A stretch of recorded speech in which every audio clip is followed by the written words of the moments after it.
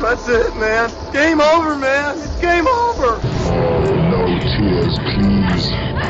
It's a waste of good suffering. Fairly alarmed here.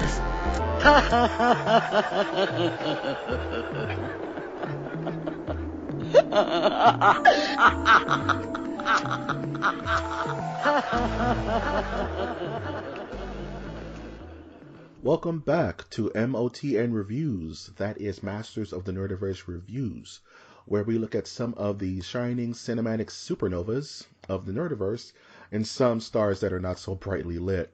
I'm, of course, your host, Mike G, and with me always is my awesome co-host. Waka waka, Winter Sturdivant. Now you're Fozzie Bear forever. You understand that, yeah. now, right? You have the little tie with the derby.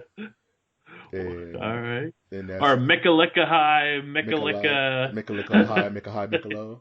Yeah. That dude got drunk. I know he was drinking the Michelobes. Well, it was the 80s. Wasn't it 80s? Pee Wee Herman? Pee Wee Herman was like the 80s, probably like early 90s. Mm-hmm. Yeah, with Larry Fishburne as Cowboy Curtis. Larry Fishburne. Yeah, this idiot changed. I'm Lawrence now because I'm a thespian. Nah, bro, you Larry. Whatever. You got all this insider LA knowledge, jeez. It's not LA knowledge, man. It's dumb nerd shit. It's like stuff that people shouldn't know, that he was originally Larry. That's what my mom calls him. She's like, oh, Larry? He's still an actor? Yeah, Larry's doing it. Oh, geez. You can always find this strange podcast on iTunes, Stitcher, Spreaker, SoundCloud, YouTube, iHeartRadio, and Pee Wee's Playhouse, where it's actually inside the human toilet that has a face. It's under its tongue. Is an episode of the podcast. You said the magic word! Ah! Pee Wee's Playhouse was like an acid trip for a child, man. Like, right. I would get like sugared up on like Kicks and like Frosted Flakes and just bug out watching Pee Wee's Playhouse, and I would just be like, wow. You just have like Doors music playing in the background. Yeah, I'm hearing like White Rabbit, by Jefferson Airplane, and watching like the genie on that shit.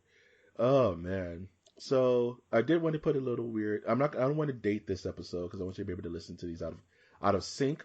Just know that this is a special episode because it's the episode that should not have been. But that's fine. This is a movie that I'm extremely excited to talk about because it had a weird effect on my childhood. And you're saying this is the Suicide Squad of podcast episodes. Yeah, this is the Suicide Squad of podcast episodes. This is the Pirates of the Caribbean on Stranger Tides episode. It's the Necronomicon of review episodes.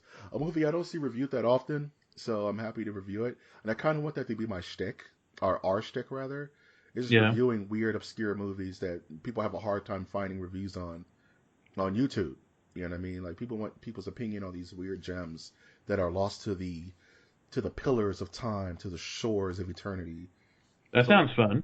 Yeah, so let's shine a light on some of these. So this week we're going to talk about a movie that really needs no introduction. It's one of the strangest films I've ever seen. And it just keeps getting weirder the deeper it goes into itself. And it's really it's really classified as American comedy horror in a weird way. And this is a film that was directed by Dan Aykroyd, if that gives you any kind of weird indication. Yes. In 1991. And this movie is called Nothing But Trouble. All around Isn't that pretty good? The same song. I'm gonna put an echo on that, so you sound like you're real far away. So Nothing But Trouble, man. This is a dumbass movie, dude. It's crazy. It's not. It's what it is. It's really the ramblings of a madman. It's like the movie is. Well, Mad Men. Mad Men. Yeah, it's both Dan Aykroyd and his brother Peter. So this is like these two kids were working on this movie since they were little. That's the implication that I got. Is that they're thinking of the most craziest shit they can put together, and they put it in one film. And the problem is that no industry guys or no like producers told him no. You know, this is like completely unbridled. It's Dan Aykroyd. It's SNL, dude. It's Spies Like Us. It's Spies Like Us. It's Ghostbusters, right? Yeah. Who's gonna tell him no? And the movie just feels like it's just a streaming consciousness of random craziness, and the plot's crazy. And I'm just gonna list a couple of people who are in this movie. So we got Chevy Chase, another SNL alum. We got John Candy. Oh, you know, we got Uncle Buck. We got Demi Moore. What? This is yes. And of course, Dan Aykroyd is in multiple roles. He kind of did the Nutty Professor thing before Eddie Murphy did it, right? Yeah. In this so film, you'd say he was ahead of his time. He was ahead of his time. He was a visionary, and it really shows in a lot of this movie. It's too well done to be as crazy as it is. You know what I'm saying? It's way too well done to be as crazy as it is, and it's too much attention to detail. Right. About as crazy as it is. And normally I would just kind of go through the plot, and it's hard. How do I explain this damn plot? So pretty much, Jesus, I don't mean to take Lord's name, whatever. Pretty much the movie is about Chevy Chase and his wife, Demi Moore. Their character names don't matter because it's dumb. But right.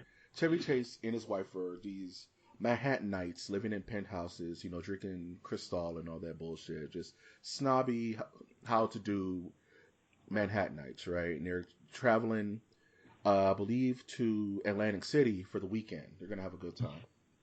And they're passing through a small town, you know, like 101 small towns in America. And they come across, and they make a wrong turn off the Jersey Turnpike, and they come across the most jacked up, destroyed, like foundationally corrupt, right? You know, city you could possibly go through. Reminds me of that I Love Lucy episode where Lucy, Ethel, Fred, and Ricky are driving through that town and they're speeding, and Ernest and that sheriff kind of pulls them over and keeps them in lockup. For like 24 hours. Are you a Lucy head? Do you know? I'm a super Lucy head, dude. I'm a big Lucy head. You can't tell me nothing about some I Love Lucy. And their cousin Ernie's there for some reason. And that Ernie's supposed to get married to like the sheriff's daughter, like shotgun wedding style. And they have this big, giant, elaborate like hoedown inside the courtroom. And I'm sorry, I'm geeking out over Lucy, but the movie's really a lot like that. Yeah. And where this group kind of, and it's pretty much, it's Chevy Chase, it's Demi Moore, and it's two supporting cast members. I forget the Latin American name, the American gentleman's name, and his wife. And I think they get caught up too. And they go into this town. They get pulled over by John Candy, who plays the sheriff, and a couple of the characters are going to come along in this movie. And they go see the judge, who's a 106-year-old, a fully prosthetic makeup Dan Aykroyd. Right. And the movie just gets crazier and weirder and imaginative from this point on, and it's just nuts. It's just one of the more interestingly plotted out films I've ever seen in my life. And what's your experience with this monster? Well, it's first of all, we talked about how they go off on the wrong exit. Yeah. Of the interstate. Like, had that really happened to anyone in real life? It happens to me all the time. Like, I go on some adventures because I'll drive up north Northern California, and I'll miss my entrance on the 5 or the 405 or something, and I'm like, oh, I guess I have to take a different freeway, and I'm just driving, and I'm just like, okay, I guess I'm going to go on an adventure to find the freeway again, and you pass through the weirdest little towns, you make stops, and you get like deer beef jerky, and just wild stuff. But it's like, I'm sure this isn't their first time driving to Atlantic City, so it's like everyone knows if you're that scared about it, just get off on the next exit and turn around. Right? It's not some crazy like super... You're not going to miss Atlantic City. Right. It's not Snake Way, you know. You're not going down the River Styx. It's not a one-way drive. Right? You turn around, you get off and you turn around. So, you go meet the judge who's this movie is like just very visually bloated. It's like so much stuff around. Like you drive through the town. Yeah, it's bloated. They spend way too much time on certain things and spend little time on other stuff. Yeah, it's so and weird. It's also like it feels like everyone was wet. It's a very tactile movie, isn't it? It's almost moist, right? Like there's steam coming from the ground. Like there's people. It looks like some of the more dilapidated areas in the U.S. I don't want to name any cities, but it just everything just feels tactile. It feels very mushy, you know. Like everything is. You drive up to the judge's house, and it's just there's like thousands of pounds of just metal just outside of his door. Like it's like a pile like a story tall of just like hubcaps.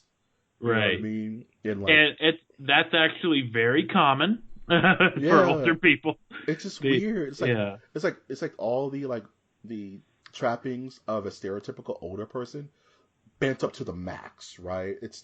This house is the ultimate hoarder's nightmare, or dream for that matter, because it's just a ton of weird shit, and it's just and the front of their house kind of looks like the junkyard scene in Nightmare on Elm Street, where it's just metal, and it's just congested and just claustrophobic, and they pull up to the judge, and it's Dan Aykroyd. And he's like dropped from the sky on this weird like contraption.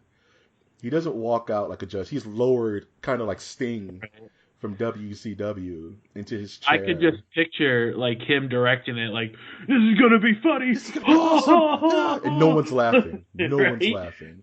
They're just like, yeah. Let me snort some more. Actually, no, not Coke for him. Let me have another hot dog. Yeah. Oh, the hot dog scene. Oh my goodness. Oh my goodness. So, the judge is pretty cool at first. He's like trying to talk to him, like, you were speeding, right? And Chevy Chase in this movie is the most unlikable dude on the planet. He's just an ass. He's unnecessarily hoity-toity to the judge. He's like talking down to him. And well, can I ask this? Like, isn't like part of Chevy Chase's like character in all his movies are like he's kind like he does the family man, but then the family man has a little bit of a jerk inside of him. Yeah, that makes Chevy Chase is a very mean comedian, right? It's like he's not like in your face like Sam Kinison kind of like aggressive.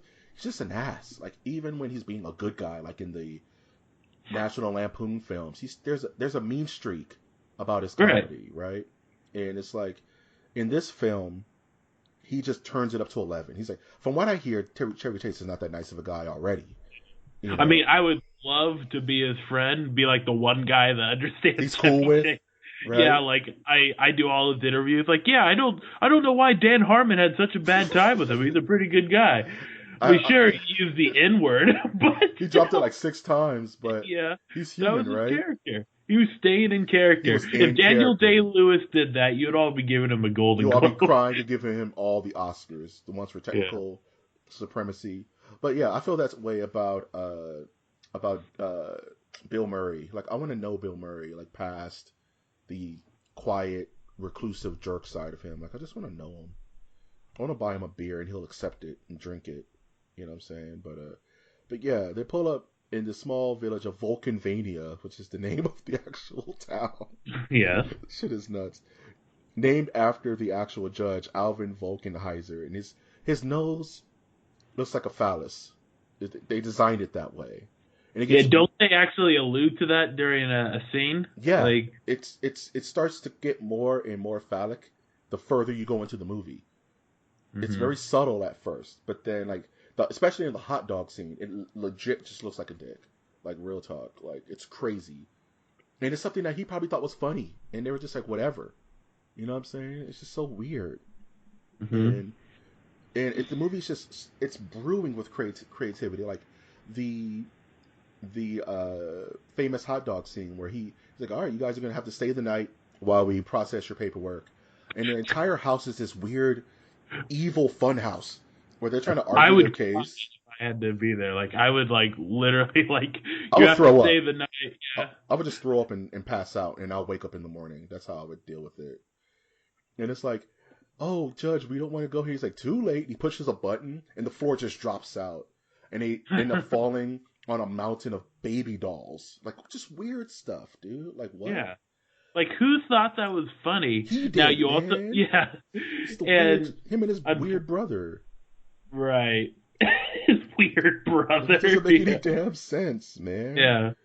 And then, like, they go, they're like trying to get through this weird house maze that's just congested. It's almost like, remember Double Dare?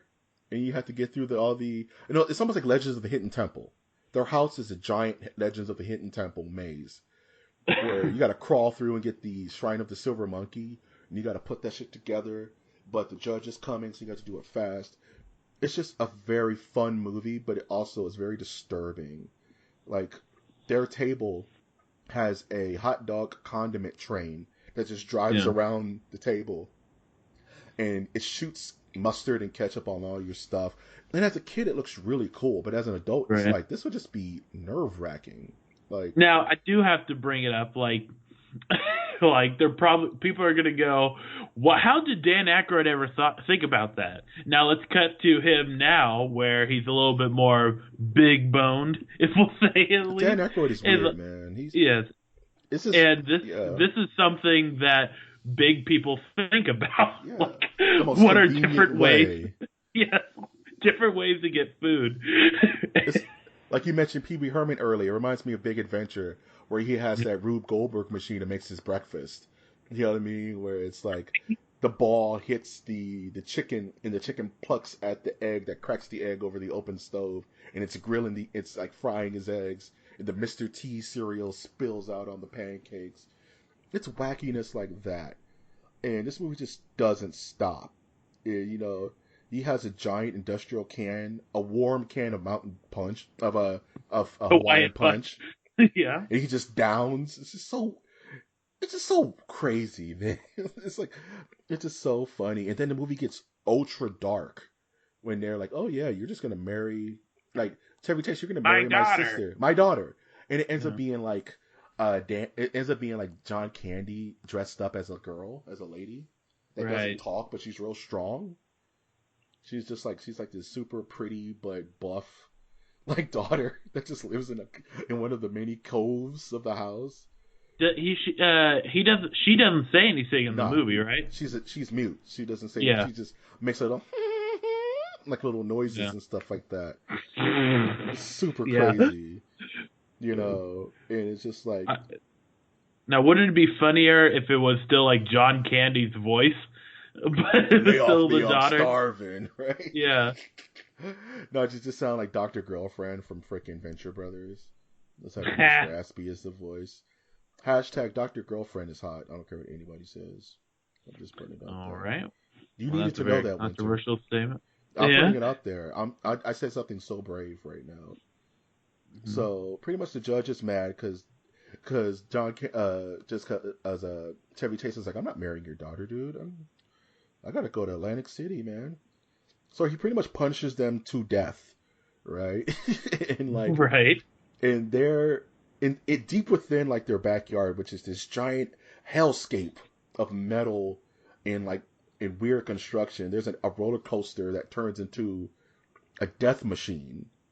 Remember that part where they're going through this roller coaster, like, oh yeah, this is fun, and then they splash out to a giant meat grinder. I remember that. It just kills the two people that are with them, and they just get spit out into bones. And that's where you meet the other Dubbo and what were their weird dumb names, like Rudy and Bobo or something like that, which are both played by Dan Aykroyd, I think. Right? I think those two guys are played by Dan Aykroyd. Oh, those are real people. Those are dudes. No makeup. Yeah. He found them. And they're real strong. I win again. It's Rudy, Bobo, and like Demi Moore, and they're playing like spades or something. Yeah, because Bobo's hand was on top. Bobo's hand was on top. Yeah, I won. And Demi Moore's like, yeah, Bobo won. He's like, oh, nuts. He's Yeah. like, oh, rats, right? Now, It's like, do you think she was thinking in her mind, like, what am I doing here? I Or think is she it was more thinking, like I need to get paycheck out. or something? I think as an actress or as the character. As an actress. As an actress, she was like, what did I get myself into? Okay. Because it's like one of Demi Moore's more strange roles. So I don't remember her being in a lot of comedies. Action films, yes. Dramas, yes. But comedies, I can't think of another film that Demi Moore's done that's been this wacky. You know what I'm saying? And it's just like, she's one of my favorite characters in the movie because she has a weird character arc where she starts to befriend these weirdos, right? She starts to befriend the family, and she's just, as you realize, she's like just trying to survive and not have these things rip her apart or eat her or whatever they're gonna do because it's Dan Aykroyd, and that guy is just a weird guy. So, and I'm sorry if this review is just us talking about the film, but the movie itself is just so scatterbrained. You know what I mean? Right. It's a bunch of 3-second jokes that all run together that make an hour movie. You know what I mean? And even down to the wedding scene where Digital Underground is there for no reason. Like, why? They were just there. Like, who just has Digital Underground in their basement? Right? And Dan Aykroyd had the right, so he wrote a script. Yeah. So does this mean that he's that woke to know that Digital Underground exists? He's so ahead of his time, dude. You don't understand. Yeah. Tupac was in this movie before he was Tupac. Tupac had an appearance in this movie. Yes, you explain that because it still blows my mind that this is I don't know how to explain it. Real. So Tupac was in this weird New York stage before he became California Love Tupac. This is back when he knew Jada Pinkett and all that crazy stuff. I don't know how he fell in with Digital Underground. I don't know why he was in the movie because he didn't rap or anything. He was just there. And it was all Humpty Dumpty and all around the world the same song, and they did this cool like hip hop "Here Comes the Bride" track. You know what I'm saying? And as soon as they were done, they were just floating in the background. They were like background characters in a fighting game. You know what I mean? They're just doing their thing. And yeah, it's just so wacky. Like, it's just, this whole movie is just super crazy.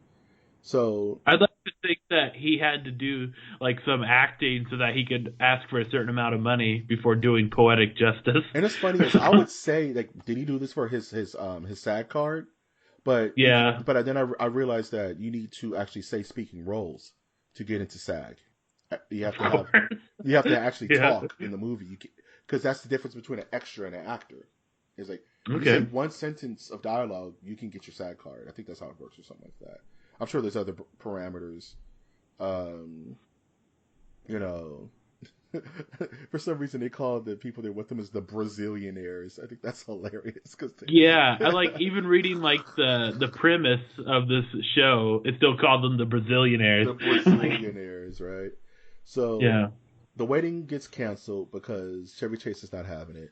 The judge is about to sentence them all to death, but then the whole thing about Vulcanvania is that it's on a temperamental mine that explodes right at the opportune time, right? This place is like Silent Hill for some odd reason. It's just constantly on fire. Yeah, something about a coal mine. The coal mine is on a constant state of flux where it can just go any second. And this place is like damn Silent Hill. So the coal mine goes, and it makes such a comeuppance that makes such a commotion that the Demi Moore and Chevy Chase characters flee the land, and all the entire cops are there from like 100 miles are there. They all say, "Hey, how's it going?" No, that's the end. I'm jumping ahead of myself. So they jump onto a moving train and escape the horror of Vulcanvania and this entire scenario. And I don't want to give away the absolute ending because I want people to see this movie, but it's just a really wacky, fun, disturbing delve into like how really nuts Dan Aykroyd is when you let him go. Because he's always. Like later on in his life, it's like, oh, okay, he's gotten a little crazy. I don't know if he's crazy. got a little eccentric. right? He's We'll gotten say that, yeah. a little off, especially with his. I always mention it on the podcast. It's his weird skull vodka that I want to try really bad. He loves it. He's super proud of it. I want to try that skull vodka, but it just makes me think like there are other avenues where you let an artist just do whatever they want, apropos of nothing, and you see the actual what they produce. You know what I mean? Like everybody needs to be reined in a little bit, right? So okay, let's make this actually make sense. Like, and Dan Aykroyd was like, "Nah, me and my brother got this. We're writing, directing, screenplaying it, and we're doing all the shots. It's all us, and this is what you get. It's nothing but trouble." Right. A gem of a film that I recommend anyone see. If any of the stuff sounds interesting to you, check out this movie, man. It's absolutely check it hilarious. out. If if you're a Dan Aykroyd head fan, I'm guessing this would be your like mecca. Who is this for, man? Like, like this movie is so crazy. It's one of those things where it's like, if I've never seen it and I had to watch it now, I'd probably just be disturbed by it. But it's one of those things I grew up with as a kid that just was on TV, like on TBS or the cable channels, and I just was like, wow, should I be watching this?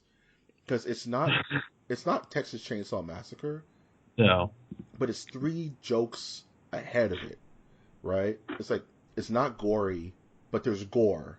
You know what I'm saying? It's like I think if this movie was made today, it probably would do a lot better. But it probably. But it would be a lot more toned too. It wouldn't be as extreme. It wouldn't be as scatterbrain. Like the scatterbrain movie is almost dead. You know what I'm saying? Like you could thank Tom Green for that. You know what I'm saying? Just he was the last. Like the Jackass movies were kind of the last. Johnny Knoxville were kind of the last. Well, you could say some Adam Sandler films are like that. Well, it would be like a little bit more polished. Yeah. It would be like I think Ed Helm would take the place of Chevy Chase. I would love that, man. Yeah. That'd be cool. I think Ed Helm doesn't get enough play, and he is like this generation's Chevy Chase, right? Right. And then it could be like the Gail Gadot could play Demi Moore. Not that I'm wishing, but man, I'm wishing. I just want more Gal Gadot. I just want more. Yeah. Yeah, just throw somebody weird in there, like some comedian to do the Dan Aykroyd part. And it would be Danny McBride. That would be cool, and let Dan Aykroyd and Danny McBride direct it. Dan Aykroyd has to be in there somewhere. It would be the stupidest movie ever, and it'll be awesome. Well, he would have to do a cameo. Oh yeah, he would be in the movie. He'd probably be playing the judge because now he's old enough to look like that, right? He wouldn't need much makeup. Geez. My gag reflex just kicked in actually just thinking about this movie again. Just give him the penis nose and he's good to go, man. Just on the prosthetic. I'm sure he still has it. Going damn Dan Aykroyd. Aykroyd's too busy chasing UFOs, so it Nah, he caught him. He caught one. He can make movies again. What? No, I'm just kidding, man. I missed that Coast to Coast episode. Do you know Coast to Coast? Yeah, Space Ghost Coast to Coast. No. Coast to Coast is a radio show where it would be. Oh, geez, you're in for a treat. All right, I have to find this out. It's a late night radio show that he would like open up the phones and then people would be going like, "I'm a time traveler," and he would go, "Okay, so tell me again, how did the time travel occur?" And then it would be like 10 minutes of this guy just like whacked out on drugs or something, and then he's like, "Yeah." Or like, so tell me, what does the feces of the Sasquatch smell like? And then this woman would be like, well, it's a little bit of grassy. It's like, what the hell, man? And I can see why you think Aykroyd this guy's crazy now, because he's like, he's feeding into their psychosis, which you shouldn't do. Yeah, and Dan Aykroyd with like a guest on there, like, yep, I'm a spiritualist. I'm pretty much believe The Conjuring 1 through 3 are documentaries, and that's awesome, dude. Okay, you sold me. I got to check this shit out. Yeah, find it. It's called Coast to Coast, right? Yeah, right, with George Noory or Art Bell. All right, I'm on it. You just giving me homework because I want to hear people lose their shit. So what is the airspeed velocity of an unlatent English swallow? And I was like, what? Pretty much that type of conversation Okay, would happen. we're in there. We in there, ladies and gentlemen. Oh, man. Any passing thoughts on Nothing But Trouble before we close out this nice and awesome review of this jamming classic? If you find yourself if you're a fan of movies, I would say that you should watch it, because it's this is the top of the line type of movie to watch with your friends and go, what did I just watch? What did I just watch? Yeah. It's there's Dead or Alive. That's a good movie to watch with your friends. And then there's also this, and there's a few others. Yeah. But check it out. This is a perfect kickback movie. Like you were saying, you have a bunch of friends over, you throw it on the tube and let people come to it. You know what I'm saying? Yeah. You don't sit anyone down to watch it because they're going to squirm out their chair. You just leave it on and let people just be, what the hell do you have on? I allow you to stream it illegally because it's hard to find. It's super hard to find. It's not streaming anywhere. If you want to buy a copy off Amazon, it costs you an arm and a leg. It might as well be the price of a fresh movie. But let me check that price while we're talking. I know. If you could find it, watch it, because it's one of my favorite movies. It's one of my childhood movies. It's so smart, it's dumb. You know what I'm saying? But it's also very entertaining and very just wacky. If you just want to, it's not funny. It's just wacky. It's like watching a real life cartoon. Good. So yeah, illegally stream. Find somewhere else to watch it. I just looked at the price. They're wanting $3 to rent this movie, $12 to buy it a digital copy. Are you serious? Yeah. Or you can buy a DVD used for $2. Oh man, yeah. Get it how you get it, man. If you have a little record store in your town, or I know there's not many of them that exist anymore, but if you could find it just out in the wilderness, check this thing out, because it's worth $5. I would say that it's worth $5. And that's gonna do it for this week's review of Nothing But Trouble, directed by Dan Aykroyd and his brother Peter. You can always find this review podcast on iTunes, Stitcher, Spreaker, SoundCloud, YouTube, and iHeartRadio. So if you're listening to us on any of those avenues, I thank you and humbly ask that you leave a like, a comment, or subscribe to any of these channels, because we're going to have a lot more content coming to you on a steady basis, and I would love to hear from you. So, of course, I'm your host, Mike G. And I'm your host, Winter Sturdivant. And as always, I'm going to ask you to look towards the skies. Look towards the skies.